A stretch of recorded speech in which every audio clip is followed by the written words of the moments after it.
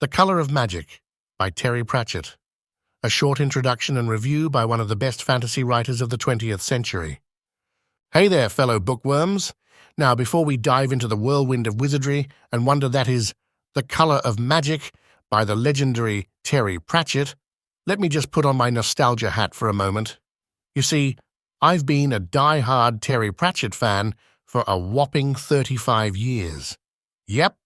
That's more years than some wizards have in their spellbooks, and, if I may say, he left this world way too soon. But fear not, because we're about to embark on a comedic journey into the magical chaos that is the Discworld. Now, The Color of Magic isn't your typical fantasy novel. No, it's a Pratchett creation, which means buckle up. We're in for a whimsical ride. Our story begins with Rincewind, a wizard with a hat that probably has more personality than most of us. He's tasked with guiding a hapless tourist named Twoflower through the perilous Discworld. Oh, did I mention that Discworld is flat and carried through space on the backs of 4 giant elephants standing on the shell of an enormous turtle? Yeah, Terry Pratchett didn't do ordinary.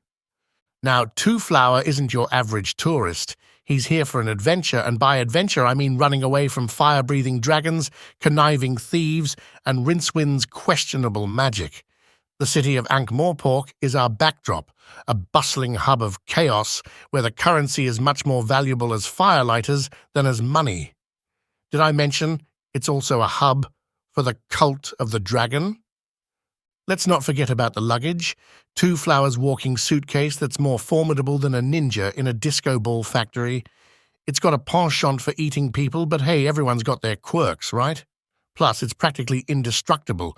I mean, who wouldn't want a luggage that can double as a weapon? Sign me up.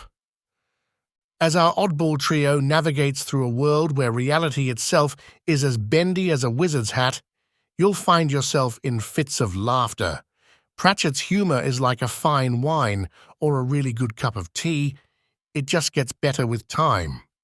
From a barbarian with a sword that's fed up with being magical to a magic shop that's a fire hazard waiting to happen, The Color of Magic is a comedic masterpiece.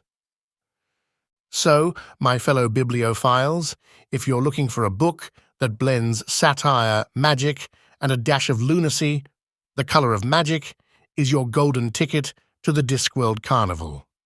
Terry Pratchett has left us with a legacy of laughter, and this novel is a prime example of his genius.